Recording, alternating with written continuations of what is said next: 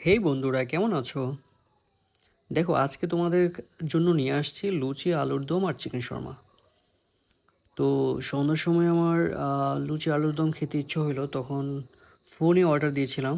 আমাদের বাড়ির পাশেই 1 কিলো দূরে নতুন একটা রেস্টুরেন্ট হয়েছে। তো ওখানে আহ, উম, এগুলো বানায়, তো লুচি আলুর দম আর হলো চিকেন শর্মা। হুম। তো এই আলুর দমটা দেখো, আলুর দমটা ভালোই, খুবই টেস্টি এটা। আলু লুচিতে লুচির মধ্যে একটু তেল থাকে না, লুচিগুলো নরম থাকে। এটা একটু দেরি হয়েছিল, তাই একটু শক্ত হয়ে গেছিলো, কিন্তু তারপরেও লুচিটা খুব ভালো টেস্ট ছিল। আর আহ, একটা চিকেন শর্মা নিয়েছিলাম। হুম। চিকেন শর্মাটা খুব ভালো।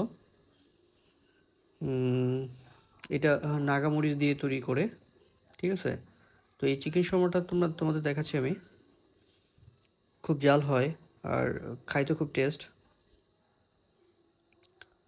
তো এইগুলা এগুলো সন্ধ্যার পরে খাবার তো মাঝে মধ্যে এগুলো লুচি, আলুর দম, চিকেন শর্মা এগুলো খাই। আমার ভালো লাগে। তো মাঝে মধ্যে এগুলো খাইলে গ্যাস হয়ে যায়, আপনারা কম খাবেন।